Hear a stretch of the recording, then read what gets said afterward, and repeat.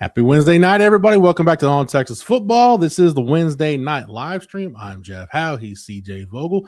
This is brought to you by our friends at South Point Dodge. And we'll thank South Point Dodge and all of our sponsors throughout the evening. And thanks everybody for being here, hanging out as always. Super Chats jump to the front of the line, but we'll be taking your questions all night. CJ, we've got Texas basketball going on. The first 4 minutes of the second half were pretty disastrous in Saturday's loss to Texas A&M.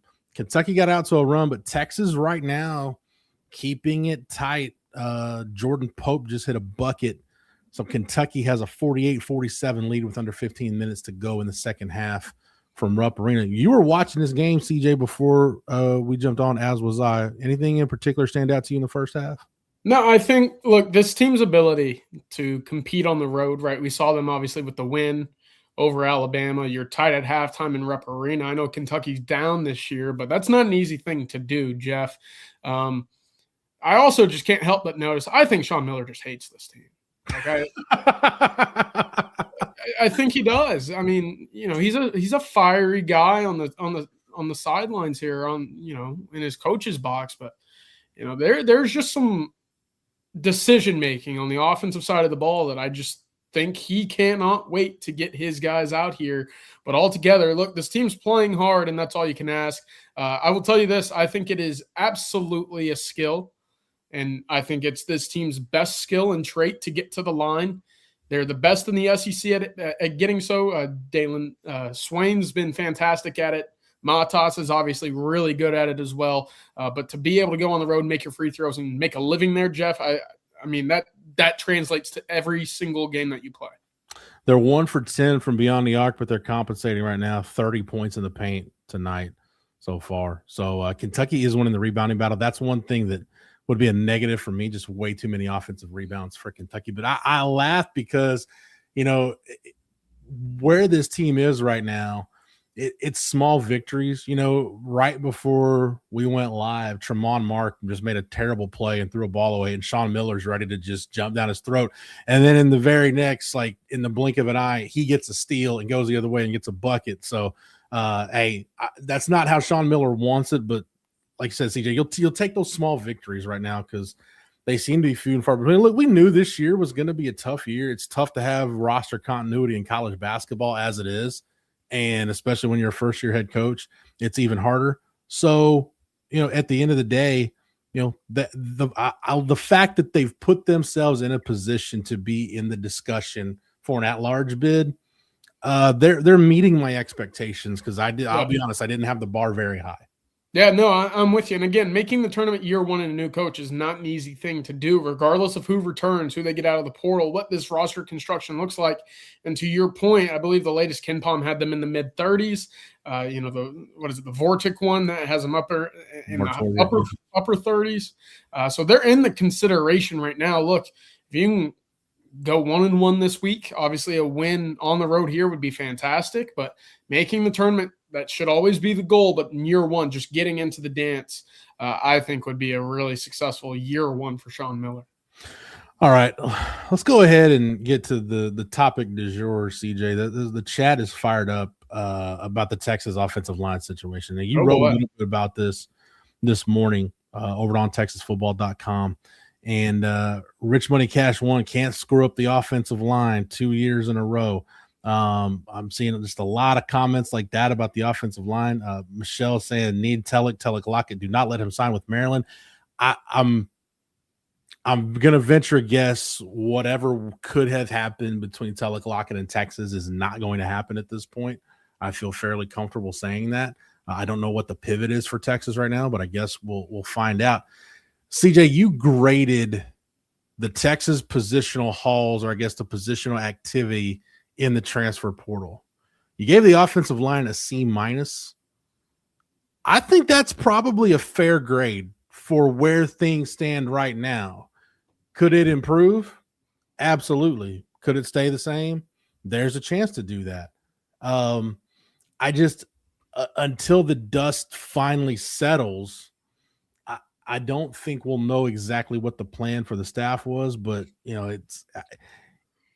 I think they've done a pretty decent job of going to plan B after they lost out on plan B, C, D, E, wherever it was. I mean, you end up with Melvin Ciani. And look, I think he's a very talented right tackle prospect, right? He's going to have to flip over to right tackle. There's probably going to be some growing pains in that. But look, you go an entire season, Jeff, and only allow 9 pressures and 0 sacks. Look, that is a plus, right?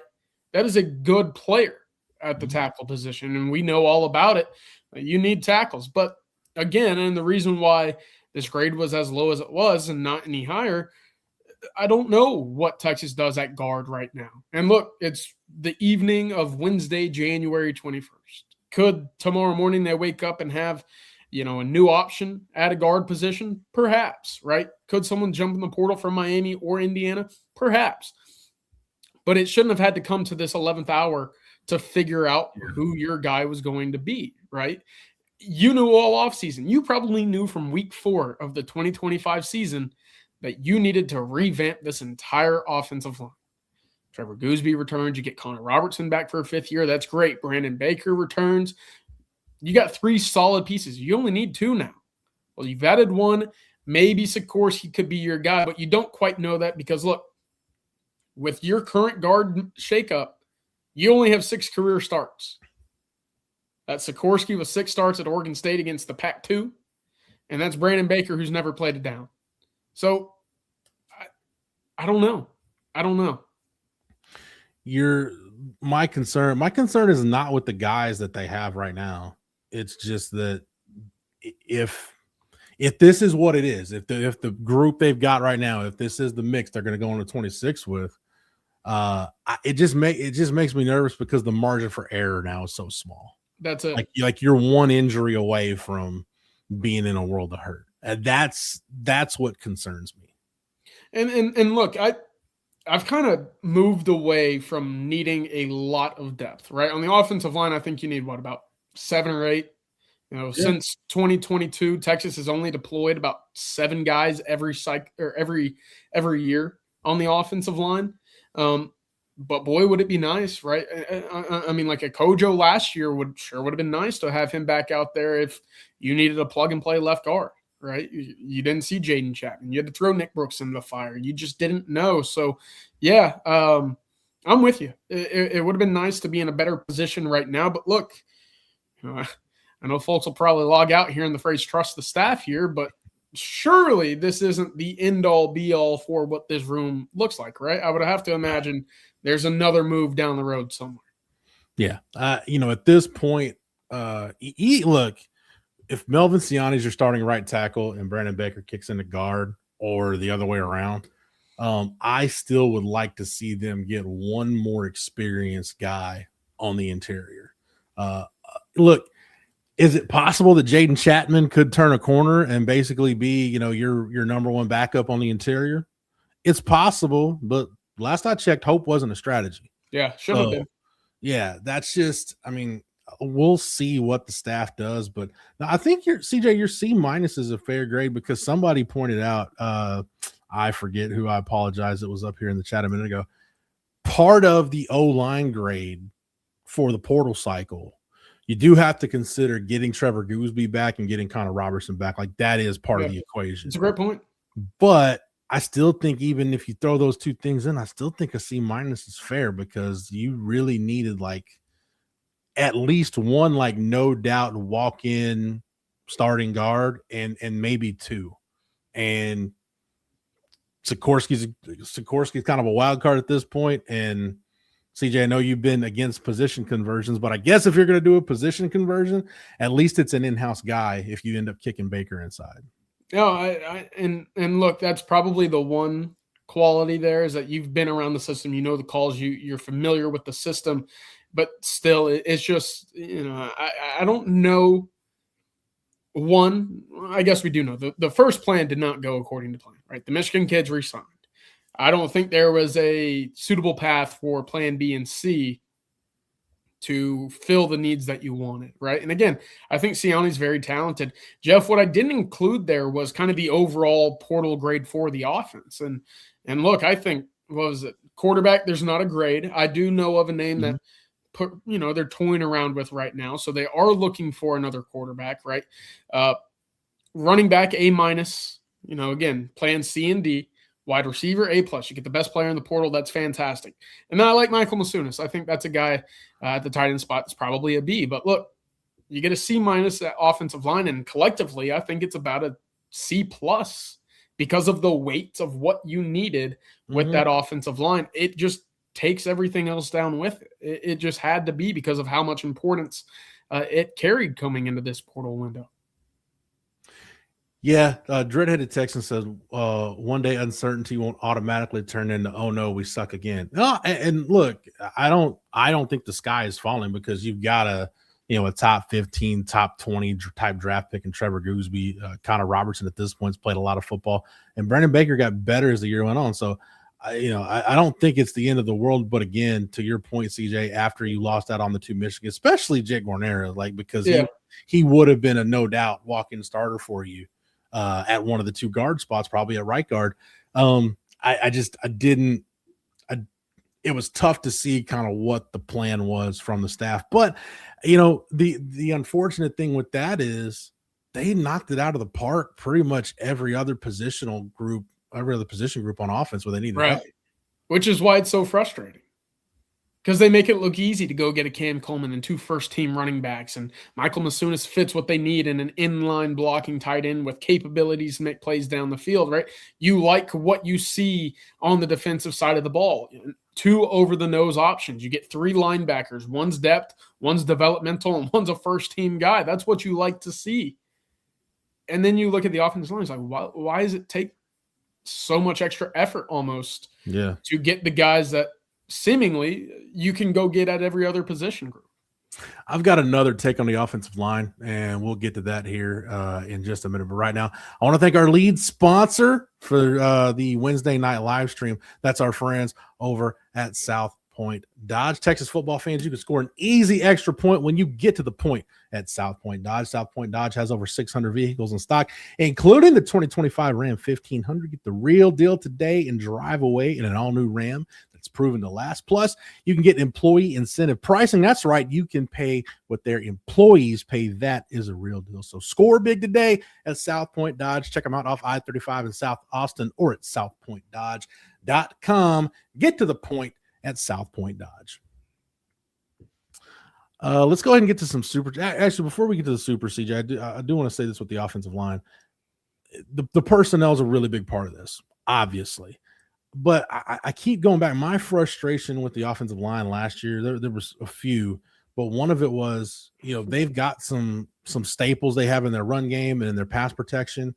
And I've just felt at times, especially with the way, Connor Stroh struggled at times and Nick Brooks struggled at times, I just felt like they were asking guys to do things that they were at that point physically incapable of doing. And I think regardless of what your personnel is, Sark's ability to kind of marry your personnel with a competent run game scheme and competent pass protection schemes, that's a massive part of this. Even if you hit even if you got everything you wanted out of the portal in terms of personnel, in the back of my mind, I would still be like, okay, but I want to see if Sark can figure out what this personnel does well together and then go put together your plans. Well, I think that's a sign of a good coach, right? It's not what can the player do to bring out the most in my scheme. It's what can I do to bring my scheme the most out of the player, right? Or whatever the phrasing is. It's, adjusting what you like to do and the staples of your offense or defense to bring the most out of player X, Y, or Z. And, to your point, I think you're right. I don't think there was the maximization of potential or development with the guys that we saw at left guard, or the fact that we did see the maximization at left guard 8 games into the season when injury forced your hand to get Robertson on the field and Hudson to left guard. It's, well, why wasn't that ever a possibility at the beginning of the season? I know that you talked about it going into the year. It was like, well, if Neto isn't your guy, which we never really saw him at any point, why not go to another fourth-year option in Connor Robertson at center, who's played against Oklahoma in big games, and Cole Hudson, who's spent the last 3.5 years at the guard position. It felt like it was there to be had earlier. So moving forward, you kind of just have to sit here and hope that the offensive line is figured out going into 2026. And again, that shouldn't be the place in which we're sitting here on January 1st saying that they're at. Yeah, and again, to your point about the offensive line, the mix they found at the end of the year that worked, they really found it by accident. Right. I mean, because you look, the Oklahoma game, that's one of those. It just shows you like how weird rivalry games are, and that one in particular, because Oklahoma, I really thought had the best defensive front, the best front seven in the country. I thought they did. And of everybody I saw, Miami, Indiana included, I thought Oklahoma was really, really good, just not a lot of weaknesses. And that was maybe, you could argue that was the best game the Texas offensive line played all year. Yeah. They were able to run the ball. And I think it's just kind of a microcosm of what the year was up front, because you come back and it was either the Monday or the Tuesday after that game before you go play Kentucky, Cole Hudson gets hurt in practice. So now you got to shift things around. And then when he's ready to come back, now you make the move to put him in at guard after the Mississippi State game where you had to replace Brooks with Stroh. And, oh, wow, you come out against Vanderbilt and here's a competent offensive line group. But again, you kind of found that by accident. It's just I've been thinking about this a lot the last few days, CJ, as we've kind of gone through this process of like, now that the portal activity has really calmed down and there's nothing going on with the portal. I mean, we're here at the close of business on Wednesday. No new Texas names have popped up. That's what we kind of expected. At this point, we're waiting to see who from Miami or Indiana enters the portal and if the staff's going to add anybody else. But I've been thinking about, like, we're getting to do a real audit now on 2025. And it's just really unfortunate because I think by the time everything started to click on offense, it was just too late in the year for it to matter. Like, if you would have played Georgia, a couple of games later when you had figured some stuff out, that game might have, I don't know if you beat Georgia, but your offense certainly would have been a little bit more competent. It's just, I don't know, CJ, that's just one of those frustrating things for me, that everything came together. Finally, it was just a little bit too late. Yeah, I think you're right. And again, and Dez is right. If we're going to play, sit here and talk about the quarterbacks, Milby shares some of that, but so does Sark. And for the offensive line, it all kind of goes down to the same decision-making, which, again, there's not a decision made at this university, at this program, that doesn't get the sign-off. So, look, I think we've seen a very solid run for Texas where if there's one outlying factor that doesn't go according to plan in one year, the next year they figure it out. So maybe, again, it's a slow crawl to figuring out this offensive line. But, Jeff, to your point earlier, I would have to imagine that they have a better idea of what this group will be good at and how to utilize that weapon a little bit earlier in the season this year. And hopefully the lack of familiarity with the personnel, that'll give the staff a little sense of urgency. And I don't know, maybe just by that we see a better product on the field. All right, CJ, let's go ahead and get to some of these super chats. Coke Dog 2, thank you for the super chat. So what are the chances Bishop plays both sides of the ball? I first discovered him as a DB. I think he can be elite at both wide receiver and cornerback. Look, it is really, really hard for a freshman to come into college and learn one position, let alone two. And Jermaine Bishop is really talented. Me personally, and I'm not in the staff meeting room, there's a reason why I'm hosting this live stream and Sark is making millions of dollars to do what he does. Me personally, I think you should devote all of your time, energy, and effort to make Jermaine Bishop a part of this offense. As good as he could be at corner, the upside of him with the ball in his hands, CJ, that's too much to not exhaust every option you've got to make him the best wide receiver he can be. Yeah, absolutely. And what's funny is, when he committed, I remember sitting around, watching the tape and saying, God, early on in this, going into his senior season, I was like, I love this guy as a slot corner.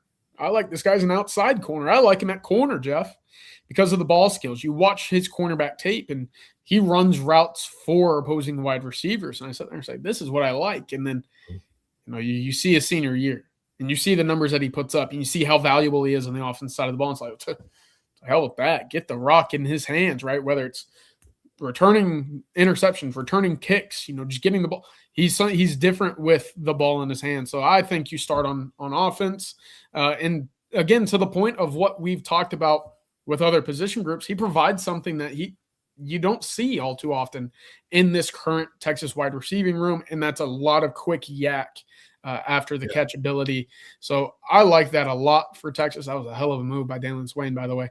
But I like the offense to start for Jermaine Bishop, and I think that there is path to the field for him because Texas, quite frankly, doesn't have a body like him in the room just yet.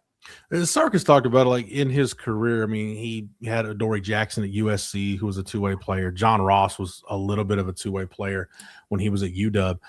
But, you know, again, like the other factor that we're not including into this, like I don't know what Will Muschamp at this point thinks of Jermaine Bishop because he didn't recruit Jermaine Bishop. Like he was already signed, sealed, and delivered by the time Muschamp got hired. So I don't know what he thinks about it. And Muschamp has typically preferred a bigger nickel. If we're talking about maybe does Jermaine Bishop play nickel, it may be easier for him to transition to corner. I don't know. And you look at the corner pieces, CJ, I don't know where you work him in because with Grayson Littleton's probably going to get some corner snaps in spring ball. You're bringing back Warren Roberson. You're bringing back Kobe Black. You got Bo Masco in from Rutgers out of the portal. Cade Phillips has one of those, I would assume one of those starting spots locked down. I mean, I just went through 5 corners right there. I just don't, to me, the juice isn't worth the squeeze for Jermaine Bishop to be running third team corner when he can have a really significant role for you on offense. And that's all about what it is, right? Finding and maximizing the immediate impact of a lot of these young guys. So for Bishop, yeah, it's crazy to say that the faster, quicker path to the field might be at wide receiver, but I think you're right, Jeff. Like I think that probably is the case for him. Yeah. Juan Garza with a couple super chats. Juan says Gary Patterson to USC. That's interesting. It's interesting from this standpoint. He's had plenty of opportunities to be a defensive coordinator and just hasn't taken them. I know one thing that was really big for him was the College Football Hall of Fame.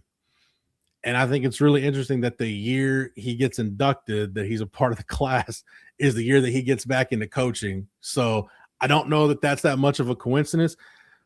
CJ, it's kind of, I don't know if this is like, it's kind of hard for me to digest that this may be like Lincoln Riley's last stand at SC. But man, if anybody can put a competent defense on the field, a driven Gary Patterson is a pretty good candidate to do that. That's exactly it. I made the joke earlier, but if Lincoln Riley can't get a competent defense with Gary Patterson running it, it's just not meant to be that he'll ever have a solid defense. Yeah. And, you know, I think that he made the right decision to kind of kick Alex French to the curb, right? But look, you bring one of the masterminds that we've seen in the spread world of Gary Patterson, and I think he should put together a defense that is very competent, if not above average. And, you know, with Lincoln Riley, I know that he kind of lost some of his luster in his first couple of years at USC. But look, still one of the game's best in creating high explosive offenses, high octane offenses. Now you have one of the better defensive minds in the country running your defense. Only it could fail at USC, right? And I don't know how the relationship was between Lincoln Riley and Danton Lynn, but if what Gary Patterson can do for Lincoln Riley, and again, the role is incredibly different being a coordinator than what Gary Patterson was doing for Sark. But yeah, I think it helps if you're a guy like Lincoln Riley, if you can go to Gary Patterson and be like, hey, how would you stop my offense? What would you game plan? Well, I think when you get to this situation and you start making, you know, if this is your call sheet, I think you need to ditch this, or you need to add this, or do more of this, or whatever it is. Gary Patterson can borrow Rod Baber's term. He can help you kind of reverse engineer your offense. I know that's a big deal of what how Gary Patterson. Yes, he helped PK, but he helped Sark too. Like organizationally, Gary Patterson was a really big help. The 1 year he was at Texas, Lincoln Riley's trying to get a little bit of that rub. And Juan also asked, why did Texas not go out and get Telek Lockett for a contingency plan? Are they just picking? I don't know if picking or picky one is what you meant there at the end. But yeah, I mean, Telek Lockett announced his intention to go into the portal like back in October. So he was out there. I think we can safely say, at least I can safely say, based on the kind of reading the tea leaves and connecting the dots behind the scenes, CJ, I just don't think they liked him for whatever reason as much as some other guys they had on the board. Yeah, I think that that's probably the PG way to put it. Yeah. I think Texas wanted to shoot higher originally, but I do also think this could have been a name that they had day one when the portal opened. So to see that now you're still sitting here without, that guard, solidified starting caliber guy at the guard position is all the more frustrating to see him go all the way to Maryland to what he replaces Aluba, who's at LSU now. So we'll see if it works out. I mean, like I said, that was, it felt, my perception is it felt like a layup early on. And again, they just decided to go elsewhere. We'll get back to the contested 3, Jeff. Are you kidding me? They fouled on a 3-pointer again? Oh, no. I'm saying Texas had the wide open layup, and they said, no, 3's more than 2. We're backing out. Oh, okay. I don't have the game on right now. I thought that's nice. It's 68-60 coming out of the under 8. I thought you were about to tell me that somebody fouled on a 3-pointer, which at that point I would worry about Jerry Hamilton's blood pressure and his mental well-being. We'll get back to the Super Share in just a sec, but let's shout out a couple more of our sponsors. Shout out our friends at Hayes City Store. There are very few restaurants, and when you go to them once, you know it's a special place. And man, trust me, Hayes City Store is one of those places. Scratch-made Texas comfort food is what they're all about. They got their famous truck stop enchiladas, their award-winning chicken fried steak, the homemade desserts. It's all good, and it's all made from scratch. They've also got live music 6 nights a week, 50 beer taps, ice-cold long necks, tasty margaritas, 13 TVs in the ice house, a perfect game day setup. They've got that brunch menu every Sunday from 10 to 3. Hayes City Store is dog-friendly. They've got a tree net out there for the kids. Plenty of space to run around. So gather up your whole crew and head on out to Hayes City Store. For more information, check out the website at HayesCityStoreTX.com. Hayes City Store, it's uniquely Texas. Colt McCoy and Vince Young, also uniquely Texas. And with the help of those 2 lifetime Longhorns, here's a word from our friends over at Advanced Pain Care. Pros know the pain stops here. Physical therapy helps me as an athlete then and now. And do I still need therapy? Yes. And Advanced Pain Care helps with that. Injuries will stack up. They'll add up. You can't let those injuries get you down, and Advanced Pain Care has been very helpful for me. We can help with whatever's got you down, from nerve damage to our spinal cord stimulator. Pain is inevitable. Suffering is optional. Same-day appointments available. Advanced Pain Care. The pain stops here. All right, let's get back to, I've got a couple more super chats. Justin with the super chat said, all this to say Kyle Flood has been a failure. There's 2 parts to that. One, I don't think Kyle Flood has been a failure. Last year wasn't good, right? But he's gotten this Texas offensive line to a point where you've developed some of the guys you inherited. You developed them into the NFL guys. Look, you still had to go out and recruit. Say what you want about Mario Cristobal changing jobs or whatever. You still had the wherewithal to go get Kelvin Banks and go get Cam Williams, and you turn those guys into NFL prospects. And Kelvin Banks had a really good rookie year for the Saints and was a first-round draft pick, a high first-round draft pick. I don't say Kyle Flood's a failure. But I think there's no question either. You can't sugarcoat it. Last year wasn't good. I think, CJ, the thing to reinforce here is coaches are humans. They do make mistakes, and I think they just miscalculated where they were on the offensive line last year. I don't think that's pretty obvious based on the conversations we had throughout the season and the conversation we're having tonight. But when you talk about the offense, man, I've always said this. Whoever's calling the plays, the buck stops with them. When you talk about personnel or game plan or scheme or anything else, it ends with Sark. Like it falls on Sark. If you're going to be the head coach and the play caller, okay, that's great. But blame position coaches all you want. Like if something doesn't go right on offense, the buck stops with you. It's your responsibility at the end of the day.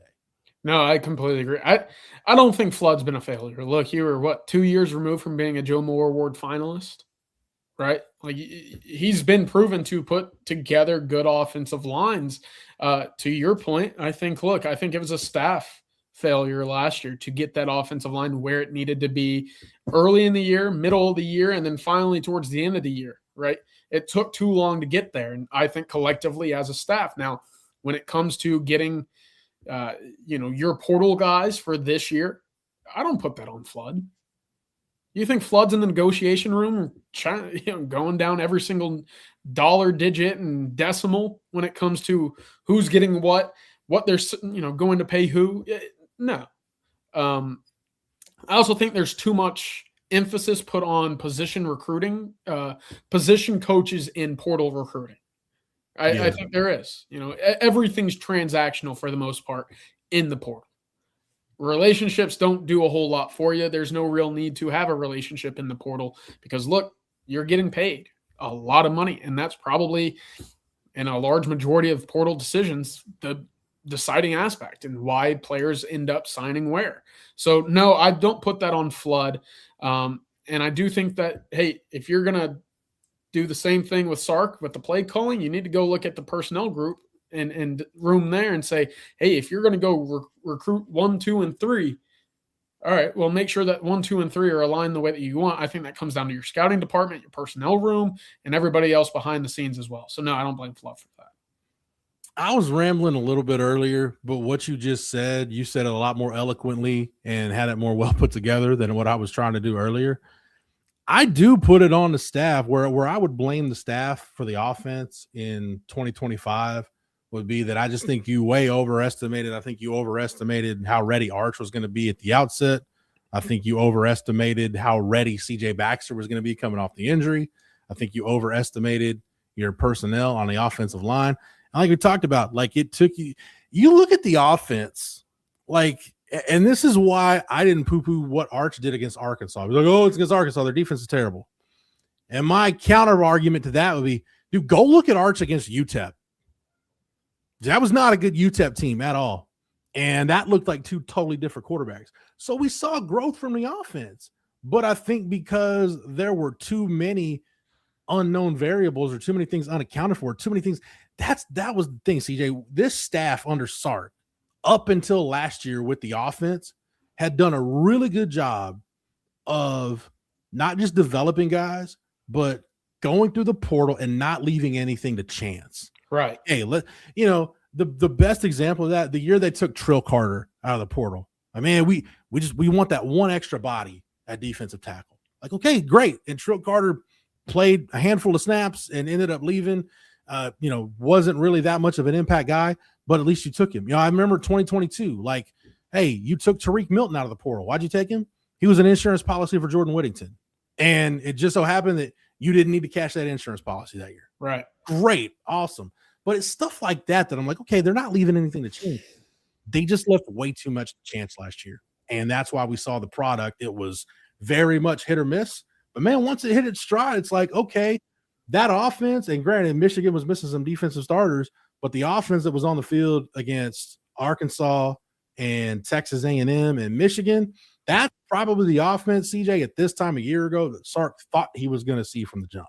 Yeah, look, I think another name to you could add to that is also Levon Johnson, right? Texas added him, didn't see a whole lot of time. Now he's back in the portal, back to Maryland where he came from. So that's something that I look at and say, they've gone over the top at a number of other positions. Why has it been such an issue offensively on the offensive line to get that guy? So, again, I hate to just say trust the staff. Surely they're aware of what their numbers are just the same way that we are, Jeff. But I have to imagine that there's something else that obviously we would not know and only the folks inside that building would know that is still coming to Texas. McCluskey, I apologize because on your super chat, because I kind of just stole your thunder based on the conversation CJ and I just had. But he said, and thank you for the super chat, McCluskey, as always. Said, if Flood is a failure, who do we credit for sorting out the old line last year? Night and day from beginning to end of season. Like I said, it was great point. Hey, sometimes, man, happy accidents happen. And I think this one was kind of a happy accident. I mean, I did wonder, in camp, like, hey, I'd kind of like to see Hudson at guard and, Connor Robertson at center. Maybe that's your best combination. I know I'm not the only one that said that. I'm not, throwing my shoulder out, patting myself on the back here, but hey, it ended up being Cole Hudson comes back from injury. You need to get him on the field, but Robertson was playing better. Hey, just throw him in at left guard. And, you've got 3 experienced guys, all part of that 2022 recruiting class. It worked. And you found a combination that was competent. So yeah, you do credit Flood for that, but I credit just kind of by circumstance, it just kind of happened that way. And unfortunately, man, the biggest casualty in that whole deal would be, I just wonder if Nick Brooks' freshman year goes different than it did. Is he still here right now? Yeah. Does whatever, in the negotiations, obviously he and Texas were apart. Otherwise he'd still be here right now. He wouldn't be at Alabama. But man, if he didn't play, almost if you had no tape instead of, quite frankly, at times some really bad tape, would things be different? And I say that because I think Nick Brooks is a heck of a prospect, and I think he's going to be, and I'm interested to see, I think he's going to be a really good player. He's got a chance to be a good player. I'm interested to see how he does at Alabama. Any thoughts on Nick Brooks one way or the other? No, that's actually really interesting. Had he never played against Florida, would he still be here? I tend to think, yeah. Man, I know everybody likes to throw out the Pro Football Focus grade, which I think is pass blocking grade in that game. CJ went into like a 0, like an actual 0. I didn't even know you could get a 0. But a guy that had never played guard before, to throw him in the swamp in a game where you can't run. Never practiced guard before. And it's basically like, hey, go set up and pass pro where the defense knows we've got to throw the ball every play. As a true freshman who've never played before, like that is really, really hard to do. I totally agree. And that's where my frustration stems, is why was he the next option for you? Yeah. Exactly. He'd never even practiced guard before. On to brighter things, Jeff. Sam, man, I can't read that, but yeah, it's painful is what comes to mind when thinking about some of that stuff. Matthew, producer Matt's getting a little trigger finger happy behind the scenes there. Rocky P with the super chat, thank you as always. Rocky P said, "Where do you think we will see the biggest change in recruiting with Muschamp?" Also, Joe Z really wants everyone to trust Coach Flood. I agree. Yes, Joe Z, Jerry Hamilton's illegitimate son. Now the biggest change with Muschamp, I think we're kind of seeing it with Rasheem Biles a little bit. I think you're gonna see linebackers that you're kind of gonna try to find that mold at linebackers. Muschamp wants aggressive linebackers. I think you'll probably see it the most though, guys in the front 7 that can disrupt the quarterback, whether that's interior linemen, recruit more edge rushers. I think if you're going to play linebacker for Will Muschamp, I think you've got to have that ability. Like, I don't think he's just going to take guys that are just kind of drop into coverage guys. I think you'll see some of that. I don't know, CJ, what say you? I think, and I might go a different direction with this, but the biggest change in recruiting you'll see with Muschamp is him on the road. It's just, hey, now you have a true face-to-face conversation with the Texas defensive coordinator, the guy that will be putting you in the positions that you need to be in at the next level, right? Texas didn't necessarily have that Pete Kukowski, and I like PK, right? But Texas didn't send him on the road to go do in-homes. He didn't go out on the road to stop at high schools to see recruits face-to-face to do his own evaluations unless they were on campus, right? So that's a change. And I think a large part of what Will Muschamp brings now is, all right, now here's a guy that can go out to Duncanville or DeSoto or Red Oak or Waxahachie all in one day, see who he needs to see, drive back home, and now bring his own notes to the table to compare with the scouting personnel groups or his position group coaches and say, all right, we're all in agreement here. Or, hey, I like this guy. You don't like this guy. Let's hash it out. Let's see why. So that's the biggest change for me. I think ultimately what we hear coming out of Orlando with the All-American game, the junior day is, hey, I really like this guy. He's a fiery, passionate guy. He knows his stuff, and I believe he's going to get me in the right position. His first go around at Texas, that was, I mean, look, CJ, you've been around enough coaches at this point to know. I think as a coach, you either love recruiting or you don't. I don't think you can just be like, well, I kind of like it. Like, no, you either have a passion for it or you don't. And Muschamp has a passion for it. Like, I know his first go around at Texas, man, the Texas high school coaches loved him because it wasn't the dog and pony show, the song and dance. It's like, hey, let's go to the field house and let's get on the whiteboard and let's start drawing stuff up. Like, it's just talking ball. Like, that's what Will Muschamp's all about. And the one thing I like about Muschamp, to your point, CJ, like, yeah, him being on the road and eyeballing guys, getting eyes on guys in an athletic period or whatever, that's going to help because he's really good. Again, I go back to his first go around at Texas. He is really good at being able to identify traits and identify tools. Absolutely. And I look at kind of that last wave of guys that he offered. Two of the last guys that he was on before anybody in the recruiting industry was on him. Two of the guys Will Muschamp brought to the table in that 2012 class, again, those are kind of the last guys he evaluated before he left for the Florida job. One was Hassan Ridgeway, was complete unknown at that point, and the other one was Duke Thomas, another complete unknown. Both those guys ended up being NFL players. For a long time. Yeah, he's just really, really good at being able to identify traits, and that's part of it because he is out on the road and he can see guys. So I think you hit the nail on the head, CJ, with what Muschamp's going to change in recruiting. Jason Hablinski, thank you as always for the super chat. Said bottom line is Sark said O-line was the biggest need and the first thing out of his mouth when addressing the portal. We're in a much worse position at left guard and one injury away from a nightmare. He failed the portal O-line. I said, I think CJ's grade for where Texas is O-line wise in the portal of a C-. I think that's very fair at this point. It could get worse from here, CJ. Like we're not done. It could get worse. It could get better. But I think that kind of what I was saying earlier, that last part of what Jason said right there, one injury away from a nightmare. That is my concern with personnel. Like you can tell me you got a guy that graded out so much during PFF and has so many starts. Okay, you feel better, but like I just want an experienced body there because, man, it would be really unfortunate to go to that unknown variable of like taking one of the Coleman twins or Jaden Chapman or Jackson Christian and just throwing them out there because you have no other option, whether they're ready or not. And look, I think that's part of the conversation here is, who's your sixth guy? For me, it's Sikorsky, right? A guy that can play both guards. I think they'll cross-train him at center as well. He's had starting caliber experience elsewhere, Jeff. So if he's your sixth, you need a starting fifth, right? Mm-hmm. I don't think you have it at the moment. But I do think, look, I don't know how much you can rely on a Jaden Chapman.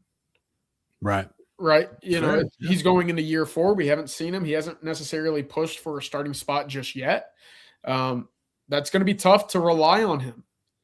Andre Kojo coming off of the ACL injury, he was pushing for that right tackle spot a year ago. Who knows? Had he won it, would they have kicked Baker inside immediately and there's your starting 5? I don't know. I don't have the answer for you.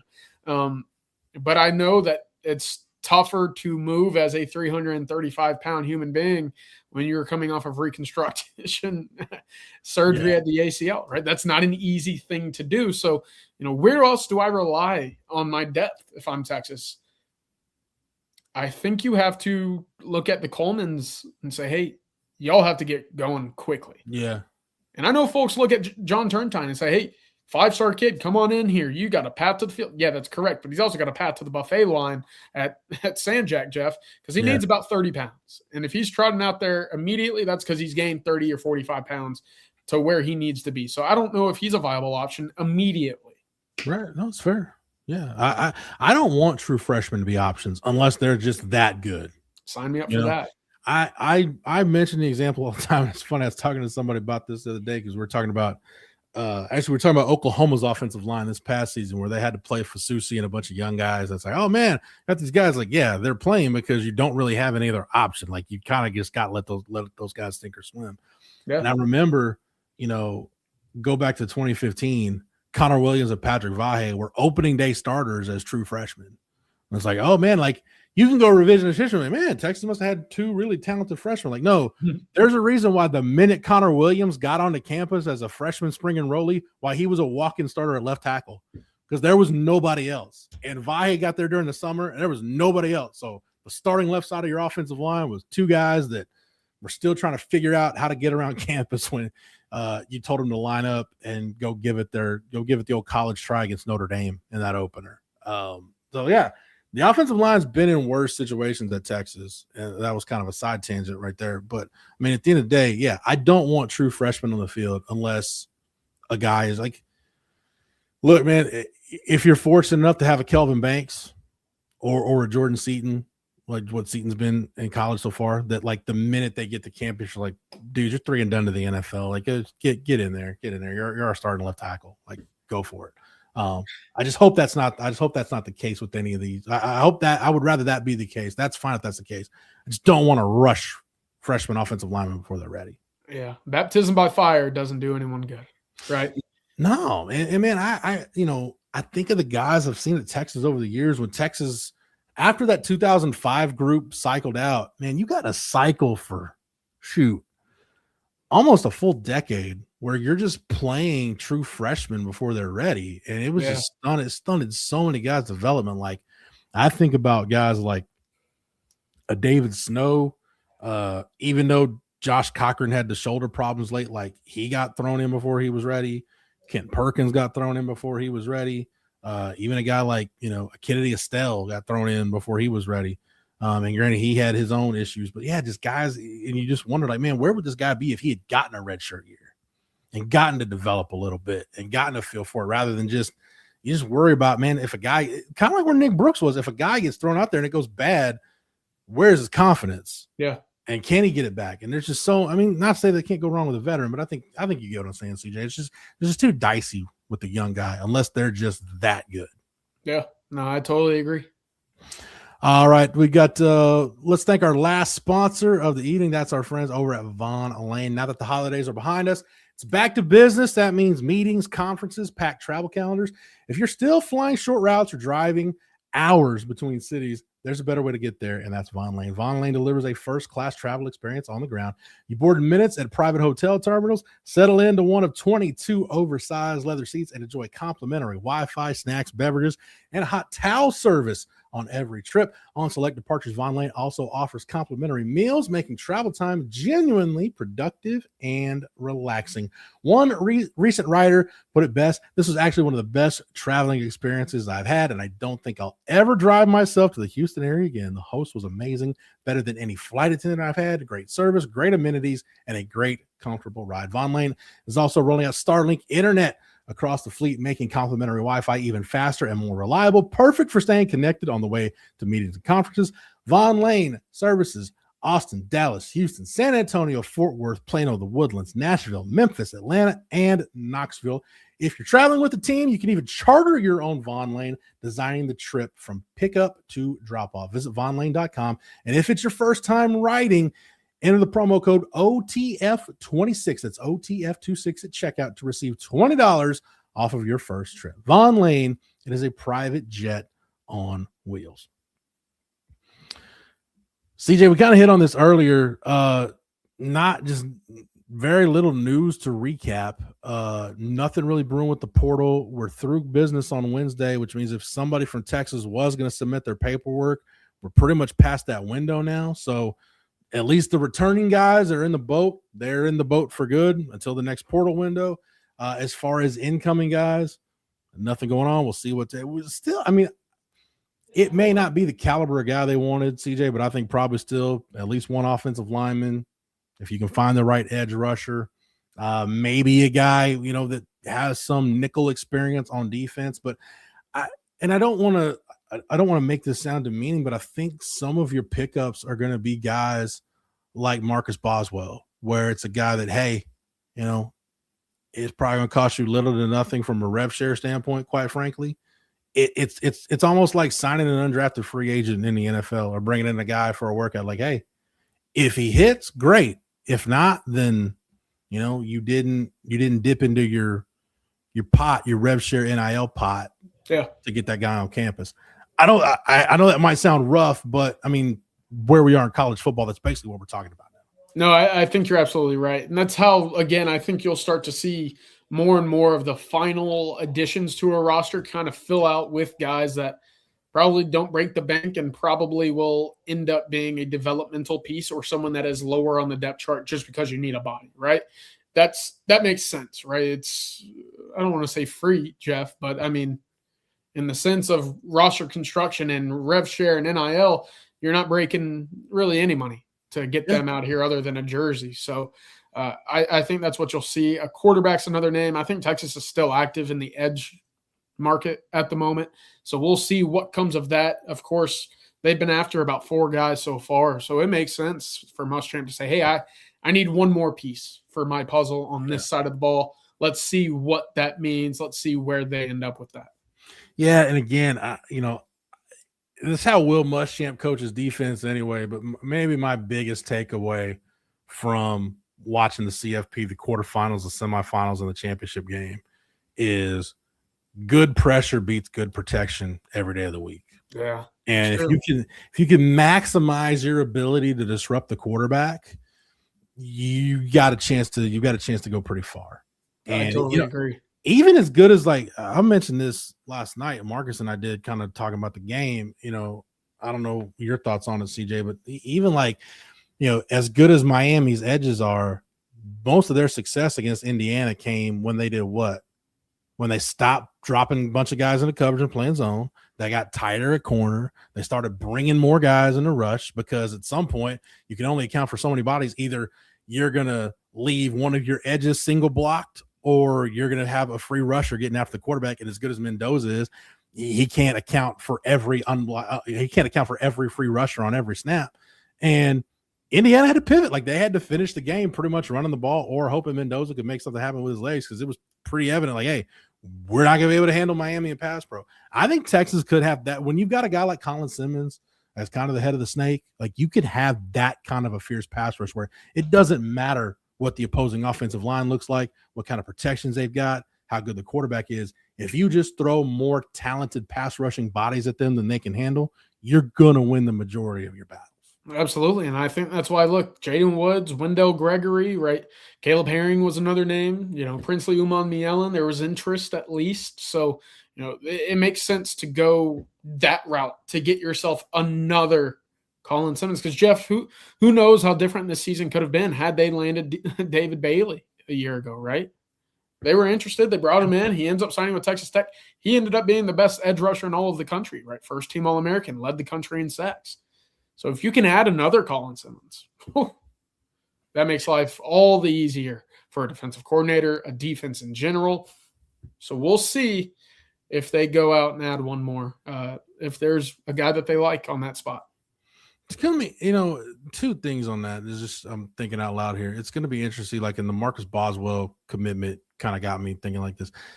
I think your depth pieces, your guys that, again, I hate to use the term, but it's an NFL term, guys that are going to bring in basically be camp bodies to help you get through August and get you to the regular season. And it can be depth pieces for you throughout the year. I think you may get better pieces than you might think, because I think there are guys that will take the opportunity, like, hey, guy from fill in the blank G6 school, you want to come to Texas, get some of your school paid for, like get a free ride to Texas? Like, yeah, I think a lot of guys would do that, kind of knowing their place, knowing what their role is going to be. Also, I do wonder, like, as the dust settles, and the guys that are left in the portal, the guys that do have starting capability for you, they've got a little bit of leverage. None of us knows how the next few months are going to go. Yeah, true. I mean, guys could have entered the portal full well knowing, look, I'm gonna stay at my current school through the end of the semester. I'm gonna finish school, graduate in April or May, and then go be a free agent this summer and sign with whomever. So I don't know how this is gonna go. That's why I can't look. I do, again, to kind of put a bow on the offensive line conversation for tonight. It hasn't gone like I hoped it would. It hasn't gone like I think Texas has needed it to go.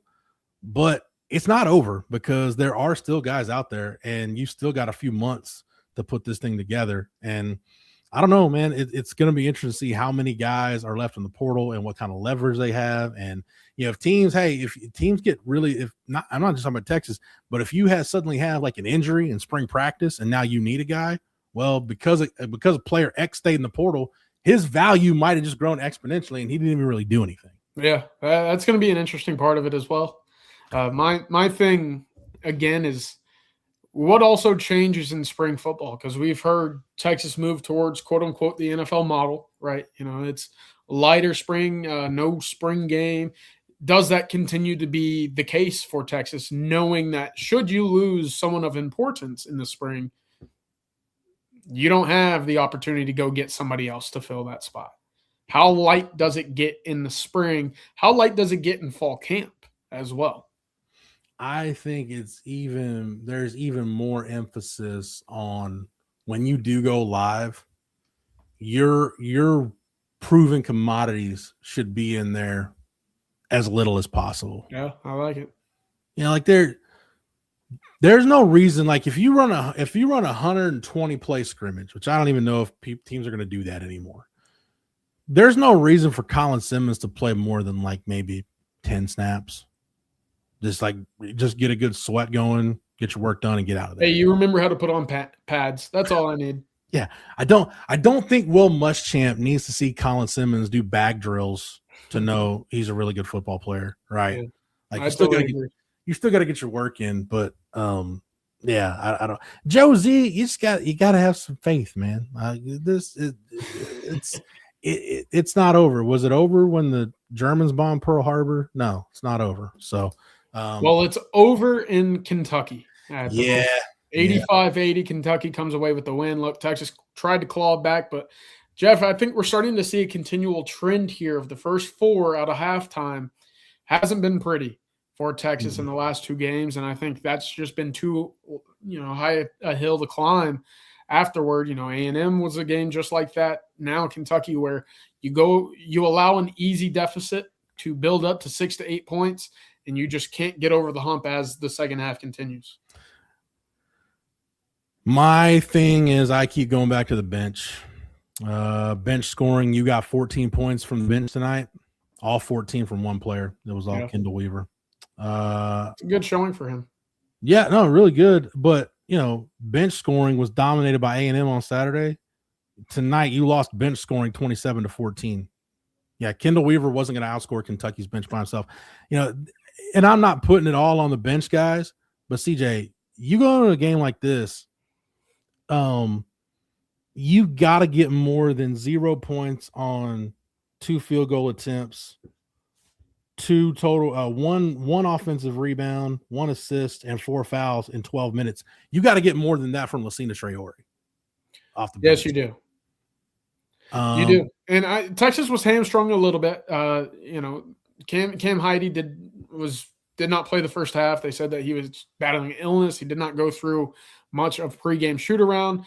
He also was sitting around with what looked like one of those airplane throw up bags on the bench for the first 10 minutes of the game. So they didn't have Heide in this one, who's typically a starter. But I'm with you, Jeff. There's a little bit of a depth issue here, and on top of that, and it's pointed out in the chat by David Hart, 2 of 18 from 3. It's hard to win on any court, let alone home or road, if you're shooting 11% from 3. It's good quick math by me, by the way. I'm just gonna say, chat, I'm very disappointed that people are correcting me. Yes, I know the historical facts of Pearl Harbor. The fact that people did not realize that's an Animal House quote. I now realize how dated some of my pop culture references are, and that's on me. That's a dang coaching mistake. So, yeah, I had no idea. Yes, I just got to face the fact that I'm old. But, hey, like I said, Dalen Swain gives you 29. CB was asking, is Dalen Swain going to get drafted? Yeah.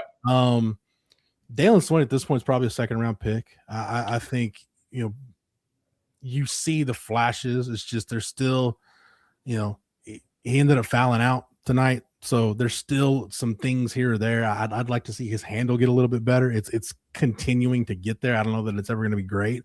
But, yeah, I think at this point he's a second-round pick, and if he comes back, I don't know, CJ, that he's ever going to be a lottery pick. But no, probably not. He can get himself in the first round with another year. Look, if you're leading a team like Texas in points, rebounds, assists, steals, and blocks, you have an NBA future, right? And 29 tonight at Kentucky, I know that he fouled out, Jeff. I know that there's still steps in his game. 3-point shooting is one of them.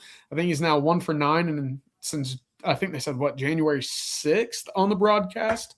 So, look, there's still steps to be made, but his slashing ability, his ability to rack up stocks, I think that's something that is invaluable to this team and something that NBA scouts are looking at saying, yeah, we can build on this. Look at you going Basketball Advanced Stats, throwing stocks out there. I know myself. Just looking at the box score again, man, this 2 for 18 from 3. Jordan Pope 0 for 6 in a 5-point game. I mean, the bottom line with this basketball team, as we wrap this up, it'll go, the one thing Sean Miller said on Saturday that really, I think, encompassed where this team is. The reason why he hammers home things like, a couple of defensive possessions where you have lapses or those first 4 minutes of the second half where you're not sharp, this team doesn't have that kind of margin for error right now to let that stuff slide and win games. And I think the fact that in a 5-point loss, I'm looking at Jordan Pope going 0 for 6 from beyond the arc and saying, man, that could have made the difference. Or Lassina Traore basically being a non-factor in 12 minutes. Like, that's the kind of margin for error you've got right now, CJ, which is pretty much non-existent. Yeah, very thin. And again, this is getting into the tournament should be the goal, right? Every single year. Eventually, we hope that builds into competing for an SEC title as well. But this is a team, this is a team right now that you look at and you say, okay, get into the tournament and build on that. That needs to then turn into winning games you weren't supposed to. You did that against Vanderbilt. You did that against Alabama. The SEC's tough. It's a tough road. So moving forward, every game gets all the more important for you.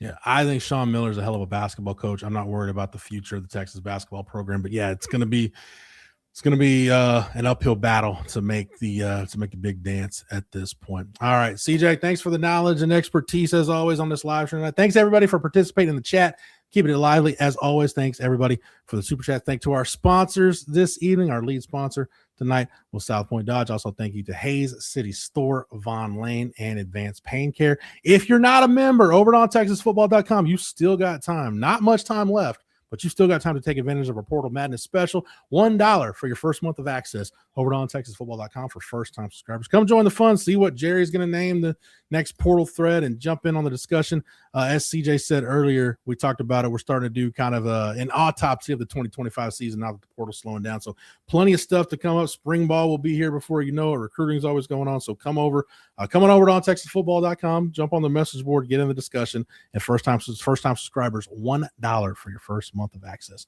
over at OnTexasFootball.com. Again, thanks everybody for the questions and the comments. If you got anything else, direct it to the guys at Coffee and Football, bright and early, first thing in the morning. CJ, I forgot, are you on the live stream tomorrow night? I am indeed. Get a little Thirsty Thursday action with me tomorrow night. CJ's on the live stream tomorrow night. I am not, but we'll have football theory and some other programming here tomorrow and later in the week. And this weekend, hopefully everybody's got power this weekend. These winter storms coming. Everybody's got power. You're stuck in the house. It's going to be a really good time to check out everything we're doing here at On Texas Football and over at OnTexasFootball.com. For CJ, for Matthew behind the scenes producing it, doing an outstanding job as always. For our sponsors, again, South Point Dodge, Vaughn Lane, Advanced Pain Care, and Hayes City Store. And for the entire On Texas Football staff, I'm Jeff Howe. Thank you so much for watching and listening. And until next time, hook 'em.